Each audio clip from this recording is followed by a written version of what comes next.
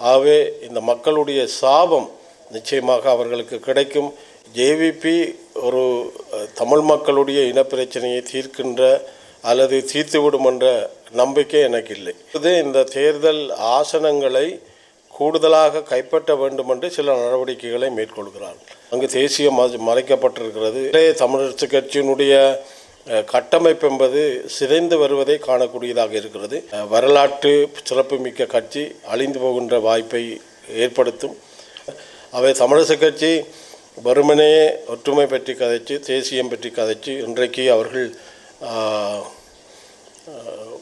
அம்பாறையிலே ஒத்து வருகின்ற சூழலை மறுக்கிறார்கள். இந்த சங்கு சின்னத்தை எதிரியாக பார்த்து அதை தோற்கடிக்க வேண்டும் என்ற அடிப்படையிலே செய்யப்பட்டவர். எல்லாருக்கும் வணக்கம். தமிழ் தேசிய கட்டமைப்பு சார்பாக சங்கு சின்னத்திலே நாங்கள் போட்டியிடுகிறோம்.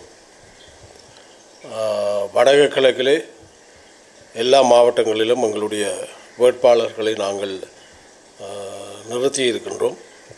இதிலே அம்பாறை, திருவோணமலை பிரதேசங்களிலே தமிழரசு கட்சியோடு ஏற்கனவே கொழும்பிலே நாங்கள் தமிழரசு கட்சியினுடைய செயலாளர் நாயகம் சத்தியலிங்கம் வைத்தியர் அவர்களிடமும் தலைவர் இல்லை நீங்கள் தமிழ் தேசிய கட்டமைப்பு சார்பாக வடக்கு கிழக்கிலே நாங்கள் போட்டியிடுகிறோம். அந்த வகையிலே குறிப்பாக திருவண்ணாமலை, அம்பாறை போன்ற பிரதேசங்களிலே அந்த மக்களுடைய பிரதிநிதித்துவம் பாதிக்கப்படக்கூடாது என்பதற்காக தமிழரசு கட்சியோடு ஒரு இணக்கப்பாட்டை நாங்கள் மேற்கொண்டோம். கொழும்பிலே செயலாளர் நாயகம் தமிழரசு கட்சியினுடைய வைத்தியர் சத்தியலிங்கம் அவர்கள், புதிதாக தெரிவு செய்யப்பட்ட ஸ்ரீதரன் அவர்கள், இப்பொழுது நடைமுறை தலைவராக இருக்கின்ற மாவை சேனாதராஜ அண்ணனோடு நாங்கள் கொழும்பிலே கௌரவ சித்தார்த்தன் அவர்கள், சுரேஷ் பிரேமச்சந்திரன் அவர்கள், நானும் ஒரு கலந்துரையாடலை மேற்கொண்டோம்.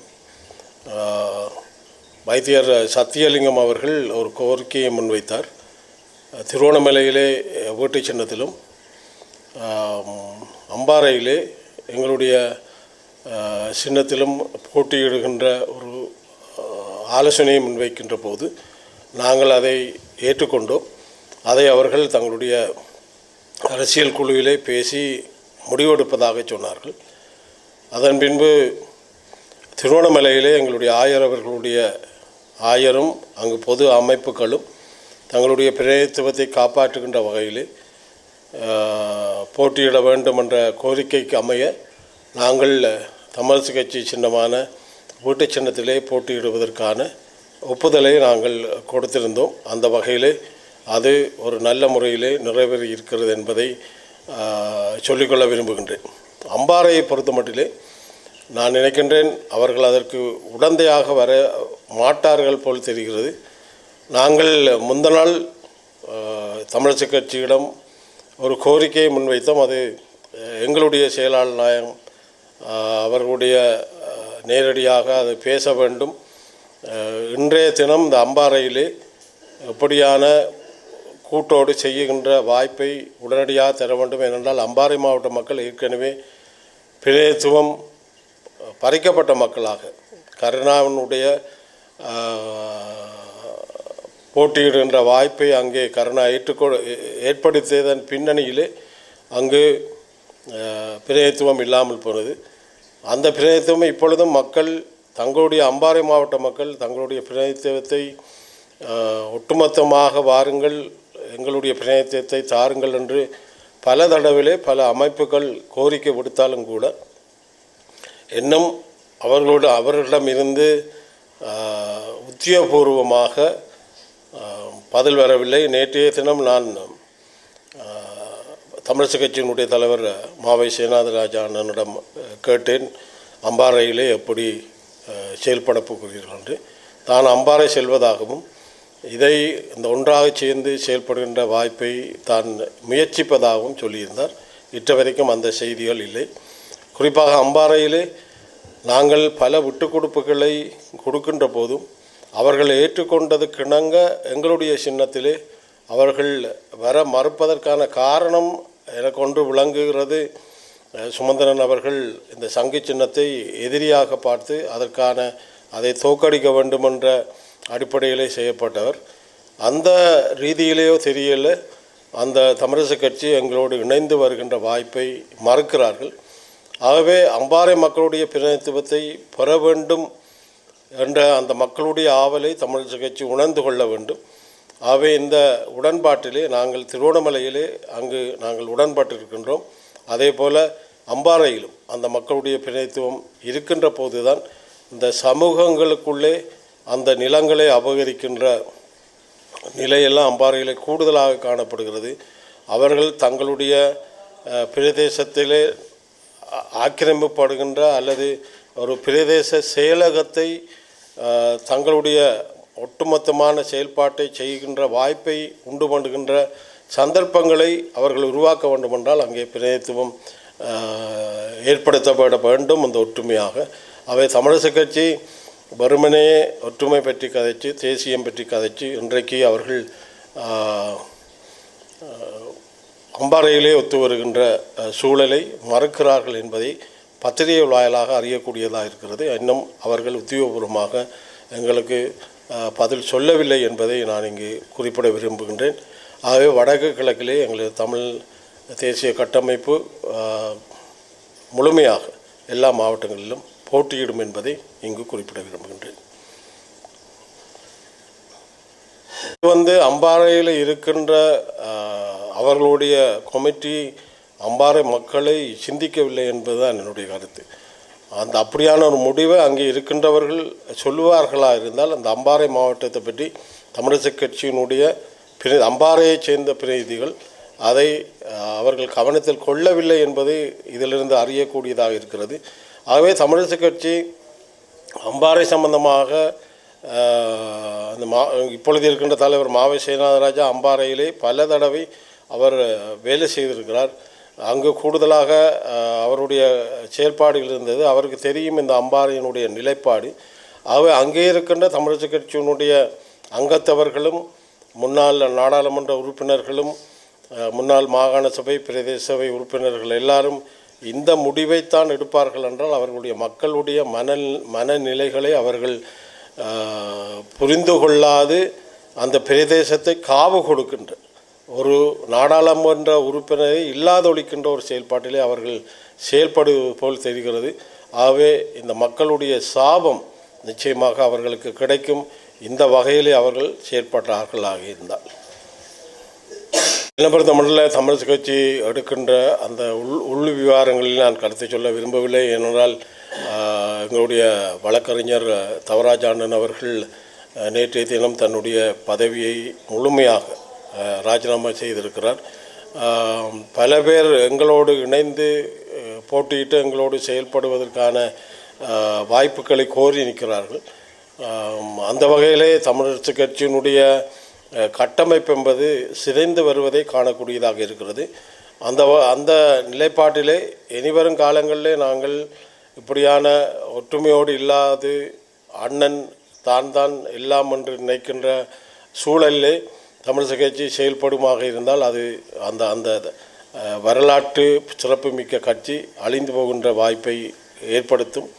மற்றது என்னென்றால் தேசியத்தின் மீது பற்று கொண்டவர்கள் என்று சொல்லுகின்ற வகையில் அங்கு தேசியம் மறைக்கப்பட்டிருக்கிறது. ரணிலுக்கு ஆதரவாகவும் சஜித்துக்கு ஆதரவாகவும் சங்குக்கு ஆதரவாகவும் மும்முனையிலே தமிழரசு கட்சி செயல்பட்டதை பார்க்கக்கூடியதாக இருந்தது. அவை தமிழரசு கட்சி தான் இதை நிவர்த்தி செய்ய வேண்டும். அப்படி இல்லை என்றால் அது மக்கள் மத்தியில் இருந்து அவருடைய மனங்களில் இருந்து விலகி போகின்ற சந்தர்ப்பங்கள் கூடுதலாக இருக்கும் என்று நான் நினைக்கின்றேன். இல்லை, என்னை பொறுத்த மட்டும் நான் நினைக்கின்றேன் தென்னிலங்கையிலே சிங்கள மக்கள் அந்த அமைச்சர்கள் மீது அந்த நாடாளுமன்ற உறுப்பினருடைய அந்த ஊழல் மோசடிகள் சம்பந்தமாக ஜேவிபிக்கு வாக்களித்திருக்கிறார்கள். அந்த அலை எங்களிடம் இப்பொழுது பரவி இருக்கிறது. அந்த ஜேவிபியோடு போட்டியிடுகின்ற சந்தர்ப்பங்களை கூடுதலாக எங்களுடைய இளைஞர்கள் ஆர்வத்தோடு இருக்கிறார். என்னை பொறுத்த மட்டிலே ஜேவிபி ஒரு தமிழ் மக்களுடைய இனப்பிரச்சனையை தீர்க்கின்ற அல்லது தீர்த்துவிடும் என்ற நம்பிக்கை எனக்கு இல்லை. அவர்கள் இப்பொழுது இந்த தேர்தல் ஆசனங்களை கூடுதலாக கைப்பற்ற வேண்டும் என்று சில நடவடிக்கைகளை மேற்கொள்கிறார்கள். அந்த வகையிலே எங்களுடைய இனப்பிரச்சனை என்பதாக இருக்கலாம், அல்லது எங்களுடைய நிலங்கள் அபகரிக்கின்ற செயல்பாடாக இருக்கலாம், அல்லது இந்த அண்மை காலங்களிலே கடந்த காலங்களிலே நாங்கள் அனுபவிக்கின்ற அத்தனை பிரச்சனைகளையும் கொடுமைகளையும் துப்பாக்கி சத்தமில்லாத எங்களுடைய தேசத்தை அபகரிக்கின்ற நிலைப்பாடுகளையும் இந்த ஏவிபி அரசாங்கம் நிறுத்துமா என்ற கேள்வி இருக்கிறது. ஆகவே ஒரு அரசாங்கம் வந்திருக்கிறது, அது ஊழலற்ற அரசாங்கமாக இருக்க வேண்டும் என்ற மக்களுடைய அபிலாஷை என்னை பொறுத்த மட்டிலே தவறு என்று இல்லை. ஆனால் அது ஒட்டுமொத்தமாக வடக்கு கிழக்கிலே அது பரவி இருப்பது எங்களுடைய தேசியத்தையும் எங்களுடைய பிரச்சனைகளையும் நீத்து போகின்ற வகையிலே அது இருக்கும் என்று நான் நினைக்கின்றேன். ஏனென்றால் ஜேவிபி அரசாங்கம் அல்லது ஜேவிபியினுடைய அந்த நாடாளுமன்ற பிரதிநிதித்துவம் வருகின்ற போது ஜேவிபி செய்கின்ற அத்தனை விடயங்களையும் அரசாங்கத்தோடு இருக்கின்ற முன்னாள் அமைச்சர்கள், எங்களுடைய தமிழ் அமைச்சர்கள், முன்னாள் நாடாளுமன்ற உறுப்பினர்கள் செய்வது போன்று இந்த எங்களுடைய இனப்பிரச்சனை சார்ந்த விடயங்களிலே அவர்களும் மௌனமாக இருக்கின்ற ஒரு நிலை காணப்படும். என்னை பொறுத்த மட்டிலே வன்னியிலே நான் இருக்கின்றேன். நான் ஒருவர் தான் எங்களுடைய தமிழ் தேசிய கட்டமைப்பிலே முன்னாள் நாடாளுமன்ற உறுப்பினர்களாக போட்டியிடுகின்றேன். ஏனையவர்கள் இளைஞர்களாகவும் அதில் பெண் பிரதிநிதித்துவம் உள்ளவர்களாகவும் நாங்கள் போட்டிருக்கின்றோம். அந்த வகையில் யாழ்ப்பாணத்தை எடுத்துக்கொண்டால் அது சுரேஷ் பிரேமச்சந்திரன் அந்த கட்சியினுடைய தலைவர் என்ற படியாலே அவர் போட்டியிடுகின்ற ஒரு நிலை. சித்தார்த்தன் அவர்கள் இந்த முறை தொடர்ச்சியாக அவர் நாடாளுமன்றத்தில் இருந்த அடிப்படையிலே அவர் போட்டியிடுகின்றார். ஏனையவர்கள் எல்லாம் இளைஞர்களாக பெண் பிரதிநிதித்துவம் கொண்டவர்களாகத்தான் நிலைமைகள் யாழ்ப்பாணத்திலும் இருக்கிறது. பொதுவாக தமிழ் தேசிய கட்டமைப்பு வடக்கு கிழக்கிலே இளைஞர்களுக்கும் பெண்கள் பிரதிநிதித்துவத்தை கொண்ட ஒரு செயல்பாட்டையும் அது நிச்சயமாக தன்னுடைய அதாவது வேட்பாளராக நிறுத்தப்படுவார்கள் என்பதை இங்கு நான் குறிப்பிட விரும்புகின்றேன். மனோ கணேசன் அவர்களுக்கு மதிப்பு மரியாதையை நான் வச்சிருக்கிறேன். ஆனால் இது சம்பந்தமாக எங்களோடு கலந்து ஆலோசிக்கவில்லை. அவர் எங்களுடைய கட்டமைப்போடு கலந்து ஆலோசிக்கவில்லை. எங்களை பொறுத்தவரை அப்படி ஒரு கட்டமைப்பை எல்லாரும் இணைந்து செயல்படுகின்ற வாய்ப்புகள் வருமாக இருந்தால் மக்கள் எதிர்பார்ப்பது அதுதான், ஒற்றுமையாக வர வேண்டும் என்று.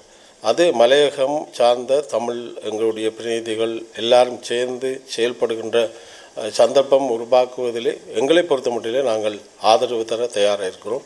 ஆனால் முன்னாள் நாடாளுமன்ற உறுப்பினர் மனோ கணேசன் அவர்கள் எங்களோடு இது சம்பந்தமாக கலந்துரையாடவில்லை என்பதை இங்கு நான் குறிப்பிட விரும்புகின்றேன். இன்னொரு செய்தியை சொல்கிறோம். பிரச்சனையை தீர்ப்பதற்காக ஆயுதமேந்தி போராடியவர்கள். அந்த வகையிலே இப்பொழுது பொதுவாக சொல்லப்படுகின்ற குற்றச்சாட்டுகளான இந்த பார்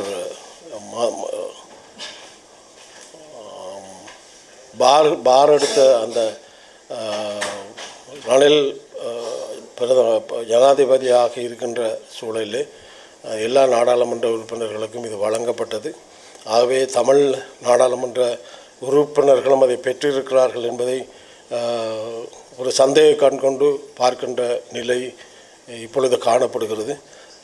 தமிழ் விடுதலை இயக்கத்திலே இருக்கின்ற எங்களுடைய 3 நாடாளுமன்ற உறுப்பினர்களும் இந்த பெர்மிட்டை எடுப்பதற்கான எந்த ஒரு முயற்சியையும் செய்யவில்லை என்பதை நான் இங்கே குறிப்பிட விடுகின்றேன். அப்படியான ஒரு அநீதியான மக்களுக்கு அநீதி செய்கின்ற செயற்பாட்டிலே இன்றைக்கும் தமிழ் விடுதலை இயக்கம் செயல்படாது என்பதை நான் இங்கே குறிப்பிட விரும்புகின்றேன். என்னை பொறுத்த மட்டிலே இந்த அரசியல் வாழ்க்கையிலே அப்பழுக்கற்ற ஒரு செயல்பாடாகத்தான், தேசியத்தோடு பயணிக்கின்ற செயல்பாடாகத்தான் இருக்கிறேன். ஆகவே இங்கு சொல்லப்படுகின்ற இந்த மதுபான பெர்மிட் அது ஒன்றிலுமே எங்களுடைய கரங்கள் இல்லை. அதில் ஒன்றிலையுமே அது சம்பந்தமாக நாங்கள் எந்த ஒரு முயற்சியும் நாங்கள் ஏற்றுக்கொள்ளவில்லை. அப்படியான ஒரு ஈனச் செயலை நாங்கள் ஒரு காலம் செய்ய மாட்டோம். ஆகவே என்னை பொறுத்தமட்டிலே வவுனியாவிலே எனக்கு பார் இருக்கின்றெல்லாம் சொல்லுகிறார்கள். அது நிச்சயமாக பொய்யான ஒரு விடயம். அந்த வகையிலே அது நிரூபிக்கப்படுமான இருந்தால் நான் உடனடியாக இந்த போட்டியிடுகின்ற வாய்ப்பை நான் துறந்து கொள்வேன். ஆகவே இந்த ஊழல் சம்பந்தமான செயல்பாட்டிலே எங்களுடைய தமிழீழ விடுதலை இயக்கம் 3 நாடாளுமன்ற உறுப்பினர்களும் ஒரு புனிதமான தேசியத்தை நேசிக்கின்ற வகையிலே செயல்பட்டவர்கள். நாங்கள் ஆயுதம் தூங்கிய போராளிகள் என்ற வகையிலே மக்களுக்கு அநீதி அளிக்கின்ற என்ன செயல்பாடுகளையும் நாங்கள் செய்ய மாட்டோம், செய்யவில்லை என்பதை இங்கு நான் குறிப்பிட விரும்புகிறேன்.